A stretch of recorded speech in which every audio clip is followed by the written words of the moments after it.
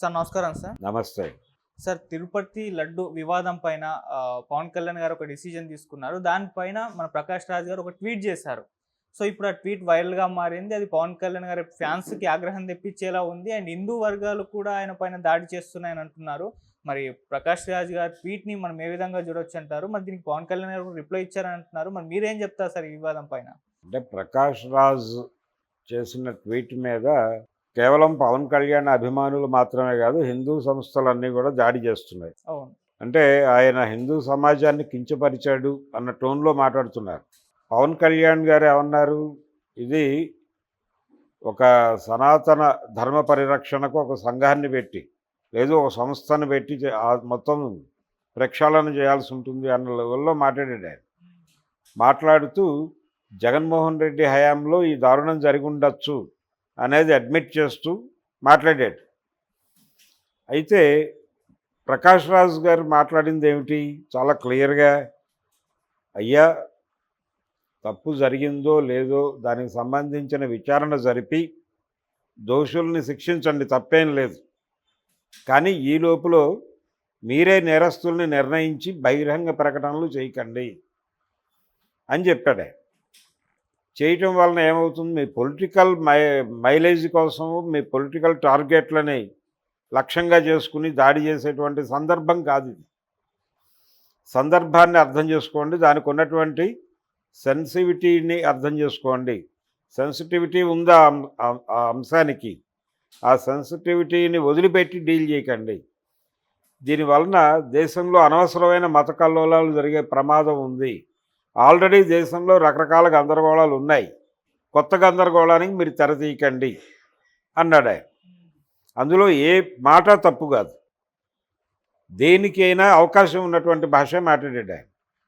నేను ఇందాక చెప్పినట్టు జగన్మోహన్ రెడ్డి హయాంలో ఈ రకమైనటువంటి, అంటే కాంగ్రెస్ హయాంలో లేకపోతే వైఎస్ఆర్సీపీ హయాంలో ఒక అక్రమం జరిగిందంటే తెలుగుదేశం పార్టీకి ఆనందమే, దాన్ని టార్గెట్ చేస్తూ కొంత దాడి చేయొచ్చు కదా. కానీ ఇక్కడ ఏంటి అద్భుతమైనటువంటి అవకాశం, జగన్మోహన్ రెడ్డి సీఎంగా ఉన్నప్పుడు జరిగింది అని చెప్పడానికి అవకాశం కల్పించేటువంటి ఒక అంశం వాళ్ళ ముందుకు వచ్చింది. ఒకటి, ఇది హైలైట్ చేయడం ద్వారా హిందూ సమాజాన్ని తన వైపు చూసేలాగా చేసుకోవచ్చు ఒకటి. రెండోది, తన ప్రత్యర్థి జగన్ని రాజకీయంగా సమాధి కట్టేయచ్చు. కట్టడానికి కావలసినంత దమ్ము ఆ వ్యవహారంలో ఉంది. ఓకే. తిరుమల లడ్డు అపవిత్రం అనేది ప్రపంచవ్యాప్తంగా ప్రకంపనలు పుట్టించేటువంటి అంశం. అంటే ప్రపంచ ప్రజలకి జగన్ టార్గెట్ అవుతాడు దీన్ని ఎస్టాబ్లిష్ చేస్తే. జగన్ టార్గెట్ కావడం మాత్రమే కాదు, క్రైస్తవ సమాజం టార్గెట్ అవుతుంది. జగన్ క్రైస్తవుడు కాబట్టే కదా ఈ ఎలిగేషన్ చేయగలిగావు అంత బలంగా నువ్వు. అందుకని మత కల్లోలాలని రేపే లెవెల్లో దీన్ని ముందుకు నడిపిస్తున్నారు ముఖ్యమంత్రి గారు. దానికి ముఖ్యమంత్రి గారు రాజేస్తున్నటువంటి మంటకి ఆజ్యం పోసే పద్ధతిలో పవన్ కళ్యాణ్ గారు మీరు వ్యవహరించకండి, మీరు కొంచెం విచక్షణతో వెళ్ళండి. అంటే సవాళ్ళ మీద పేలాలు వేయించుకునే ప్రయత్నం చేయమాకండి. చేయకుండా సెన్సిబిలిటీ, ఆ విషయానికి ఉన్నటువంటి సెన్సిటివిటీ గుర్తించి జరిగిన తప్పు మీద విచారణ జరపండి, నేరస్తులు ఎవరో నిర్ధారించండి, వాళ్ళకి శిక్షలు వేయండి. అలా వదిలిపెట్టేయండి, విషయాన్ని పొలిటికలైజ్ చేయమాకండి. దీని ద్వారా వైసీపీని భూస్థాపితం చేయొచ్చు, జగన్మోహన్ రెడ్డిని రాజకీయంగా సమాధి చేయవచ్చు, ఇలాంటి ఆలోచనలు చేయమాకండి. ఇవి మానేసి తిరుపతి దేవస్థానానికి, అలాగే తిరుమలపై కొలువు ఉన్నటువంటి వెంకటేశ్వర స్వామికి సముచిత గౌరవం ఇచ్చి వ్యవహరించండి అని కోరాడు ఆయన. అంతకుమించి ఏమీ కోరలా.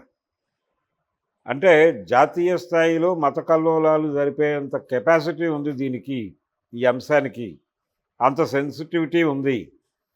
దాన్ని ఏమాత్రము పట్టించుకోకుండా మీరు ఎలా పడితే అలా మాట్లాడకండి అనేది ఆయన అభ్యర్థన. దానిలో మీరు డెప్యూటీ సీఎంగా ఉన్నారు అని ఆయన ఒక మాట వాడాడు.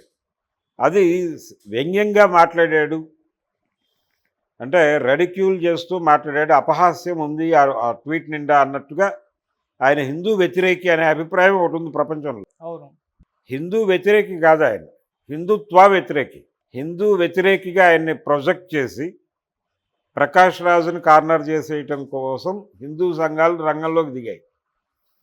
రంగంలోకి దిగి విషయాన్ని పక్కదారి పట్టించి, నిజానికి మత కల్లోలాలు రెచ్చగొడుతోంది మీరు, మేం కాదు అని చంద్రబాబు మీద దాడి జరగాల్సిన టైంలో చంద్రబాబుని మద్దతు తెలియజేస్తూ హిందూ సంఘాలన్నీ కదులుతున్నాయి. ప్రకాష్ రాజు పుణ్యమా అని. ఇదొక విచిత్రమైన కోణం ఈ గొడవలో.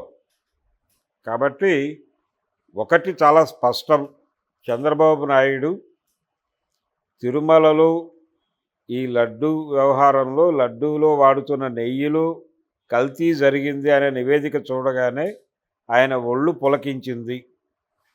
పరమానంద భరితుడయ్యాడు ఆయన. అద్భుతమైన ఆయుధం దొరికింది. వైసీపీని, జగన్మోహన్ రెడ్డిని ఆయన అమరావతిలో పాతేస్తానన్నాడు, కానీ తిరుపతిలో పాతేయటానికి ఒక అద్భుతమైన ఆయుధం దొరికింది అనే ఆనందం ఆయన నిలువనీయటం లేదు అనేది వాస్తవం. ఆయన వెంకటేశ్వర స్వామిని కూడా పక్కకి నెట్టి టార్గెట్ జగన్మోహన్ రెడ్డి అనే ప్రోగ్రాంలో భాగంగా ముందుకు దూసుకుని వెళ్ళిపోతున్నాడు. ఇది వాస్తవం. తద్వారా ఆయన జగన్మోహన్ రెడ్డి మీద కాదు, క్రైస్తవ సమాజం మీద దాడి చేస్తున్నాడు. అంటే ఒక క్రైస్తవుడు ముఖ్యమంత్రి కాకూడదా ఈ రాష్ట్రానికి అనే ఒక భయాన్ని కలిగించే ప్రయత్నం చేస్తున్నాడు చంద్రబాబు నాయుడు తనకు తెలియకుండానే. దానికి ఆజ్యం పోసే ప్రయత్నం పవన్ కళ్యాణ్ చేస్తున్నాడు. అందుకని పవన్ కళ్యాణ్ ప్రకాష్ రాజ్ ట్వీట్ని, దానిలో ఉన్న ఆత్మని గ్రహించి తదనుగుణంగా వ్యవహరించగలిగితే, అనవసరమైన పొలిటికల్ డిస్టర్బెన్స్ లేకుండా ఆయన కొంచెం ఆ జిస్టుని చంద్రబాబుకి వివరించగలిగితే, అయ్యా మనం వెంకటేశ్వర స్వామికి సముచిత గౌరవం ఇచ్చి ముందు ఈ కేసు మీద విచారణ జరిపి ఒక ఫ్యాక్ట్ ఫైండింగ్ కమిటీ వేసి, సిట్టింగ్ జడ్జి నేతృత్వంలో ఒక కమిటీ వేసి విచారణ జరిపి దోషుల్ని శిక్షించడం మీద దృష్టి పెడదాం అని ముఖ్యమంత్రి గారికి చెప్పి ఆ దిశగా నడిపించగలిగితే, ఇది జాతీయ స్థాయిలో అనవసరమైన వివాదాలు రేపకుండా సమస్య పోయే అవకాశం అయితే ఉంటుంది. ఓకే. శవాల మీద పేలాలు వేయించుకునే కార్యక్రమం ఆపేసి ఏం చెయ్యాలో అది మాత్రమే చేయటం దిశగా దృష్టి పెట్టాల్సిన అవసరం